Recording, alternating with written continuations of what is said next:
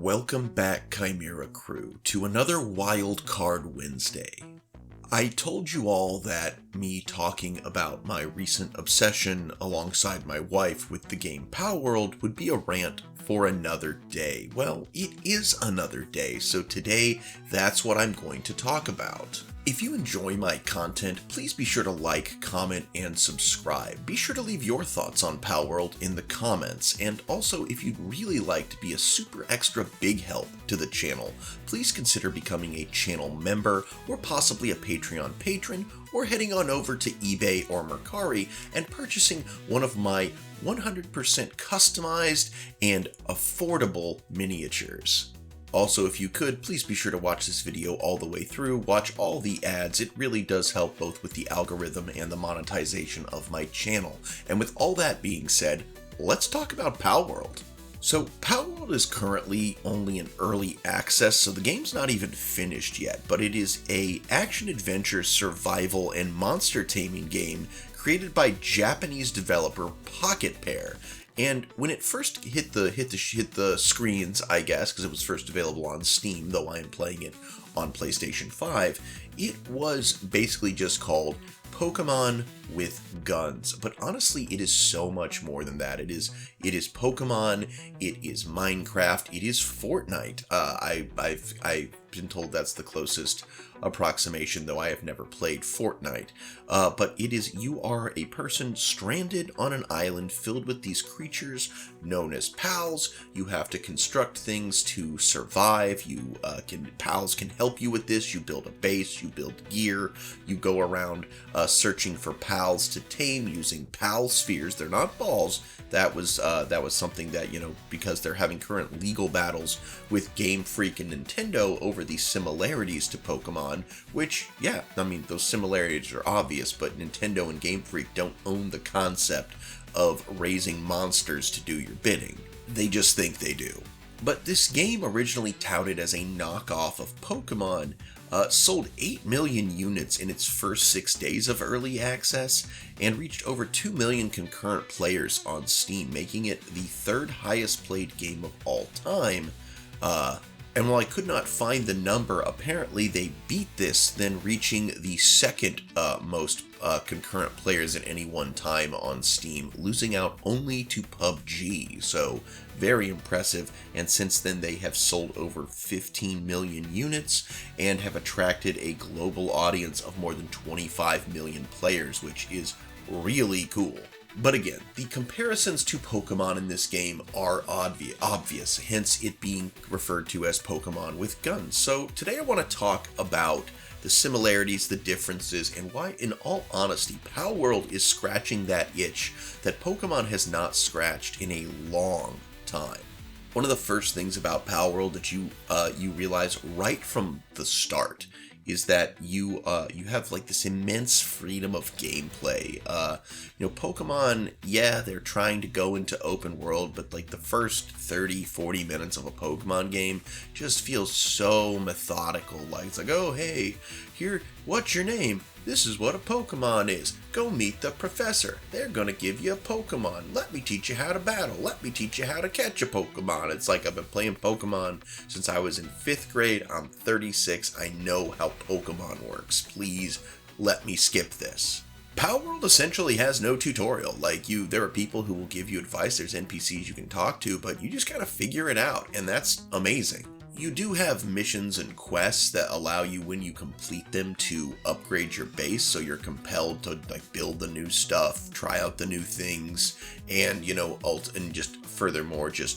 learn to play the game so that you can get further in the game, but it's all on your own terms. In this way, Palworld encourages exploration, while Pokemon to me just seems like I'm going from one place to the other. Even in Scarlet and Violet, where they expanded on and tried to make it open world, it still didn't really feel open world, to me at least. In Pokemon, the one thing that is, your Pokemon basically, other than a few moves like Surf or Strength, I mean, we all know those ones, all they can do is battle. But in Palworld, you can befriend them, you can fight with them, they can even help you with resource gathering within your base. Some of them can mine, some of them can farm, some of them can chop wood, others can gather materials, make medicine, make items for you. Like the way, not just who you have in your party, but which pals you have assigned to your base matter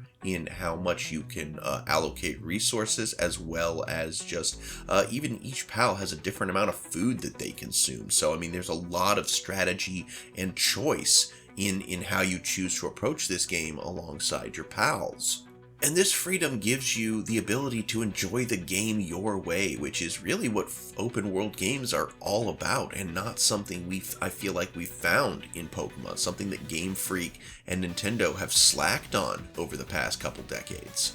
I said in a previous video that the last time I really feel like a gen was 100% better and like a vast, like a total improvement of the gen that came before it was all the way back in Gen 2. So it's been a while. It's been 25 years since that happened in America, because that's when Gold and Silver became available to us. I know it came out earlier in Japan. I don't feel like looking that up right now.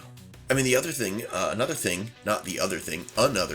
that is vastly different, and I believe a complete improvement from the Pokemon experience, is the combat variety. Like, your pals in this game, it's not like Pokemon where it's turn-based, you have to select the moves, all that. Like, you will assign moves to your pals, and then they will use them independent of your input, but you are also able to engage in the combat, hence where the guns, the swords, the spears, the crossbows, the bow and arrows, the missile launchers all come in. So it's creature-based combat combined with third-person shooter mechanics, and this is really fun that you can, throw out. I've done boss battles where, the creature, my pal is distracting the creature, then suddenly I open up with my assault rifle, and suddenly I'm the bigger threat. It's like when you're casting more threat in an MMO than your party is, and suddenly the big bad is all over you. So there's definitely this idea of I have to throw out a pal that's going to distract this guy so I can get some hits in too, because unlike in Pokemon where only the Pokemon itself is in danger, you're in danger, and if you get knocked out, you lose all your stuff and have to trek all the way back to where you were, now without your gear, to get it back. It's annoying, but it makes sense. Very much an actions have consequences kind of deal. And ultimately, this improves your strategy. You need to know going into a fight that you can, if you can't win it, you can make it out alive kind of deal. This just caters to a broader audience. So, Pokemon has not felt like a challenge in quite some time. And this game's a challenge, which is actually very, very nice. But it's not too hard, but it's also not a walk in the park. And I feel like that caters to a much broader audience than one who might see Pokemon as, it's a game where, I understand Pokemon has a huge adult audience, but Pokemon is still marketed towards children, and the difficulty curve is made to match. So Palworld, definitely something for people who like a little bit more challenge and strategy in their games. And again, we talked about this briefly already, but the survival and crafting elements, the farming, the crafting, the base building, making the pals help you out, and it makes them integral more than just battles. You need to care for the pals, not just by making sure they have food, but they can develop injuries that you have to craft medicine to treat. And this actually gives you a lot more in terms of, hey, how do I want to go about this? Oh, are they not producing enough food? Well, I'm going to throw some of these guys back in the pal box, and I'm going to break out the guys that are able to water and grow and harvest my crops. Or, I need ore to craft my weapon, so I better get someone or multiple someones who are really good at mining to go mine that ore so that can be done in a timely fashion, because building things take time. I mean, it's a crafting game. There's definitely an element of resource gathering and allocation, which is super fun. And it makes it so much better that there's some strategy to how you use the pals beyond just, I need a fire guy to go fight a grass guy, so here's my fire guy, Well, that fire guy can also cook your food. He can also cut down some trees, or maybe he can build something. Like, it's just so cool. And, Pokemon has occasionally had some element of base building, your hideout, I think, in Gen 3, but it's really never integral to the game. Meanwhile, your base in Palworld is your lifeline. It is where everything you need to do to accomplish your goals happens, and it's amazing. I talked about in a previous video years ago about wanting to make a Pokemon story geared towards adults, and no, not adult as in spicy, but as in a one geared towards the lives, concepts, ideas that would relate better to an older audience. And Palworld, while the story is kind of hidden in, text diaries that you have to read, there's no voice acting yet. Maybe we'll get that at some point. Again, the game is still early access, but they address themes like labor, industrialization, and morality. The way people choose who are also trapped on this island have built a society. Many of them are in fact corrupt. And the idea of, whether to live in harmony with the pals, or a lot of people choose to exploit them, and also to exploit the humans that are also stuck on this island. There's a lot more story than you might think at first glance, but it's a deep and it is a dark story that would definitely appeal to some older fans who are growing a little weary of the constant, you're a school kid and now you're gonna finally get a Pokemon storyline of every Pokemon game. Another thing is in other ways you can use the pals, like which pal you use for which thing, even outside of the base, even when you are using them in your party. There are vast differences, like back in the day, we had to choose. Usually, I think in Gen 1, most of us chose either one of the three legendaries, Articuno, Moltres, or Zapdos, or if you were like me, you did Pidgeot, and that was you had to have them because you needed Fly. You needed Fly to get around, and that the same thing does reign true here. You can craft saddles that are ones that can essentially use Surf, or you can ride them through where you're exploring, or even fly on them. But that's the thing, not all pals are created equally. So, the first saddle you can unlock is Nightwing, who's this bird, and he's super slow. But you'll unlock other saddles for other pals, and they're much faster.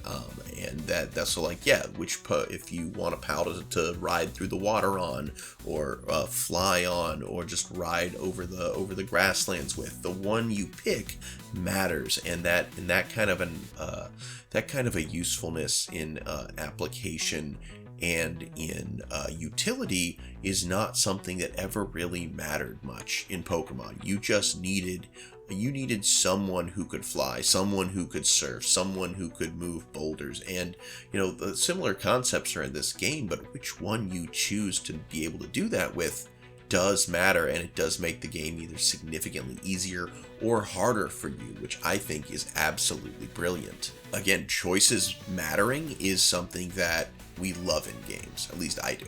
While I have not used multiplayer yet, it's just been me and my wife playing single player, watching one another play the game. The multiplayer, co-op, definitely a big thing, something that you can team up for crafting and battles and all that. Definitely a big thing that you can actually play through the main storyline together with people, as opposed to Pokemon, where the only thing you can really do is trade, or you can trade, or you can battle. That's it. That's all the multiplayer you get in Pokemon.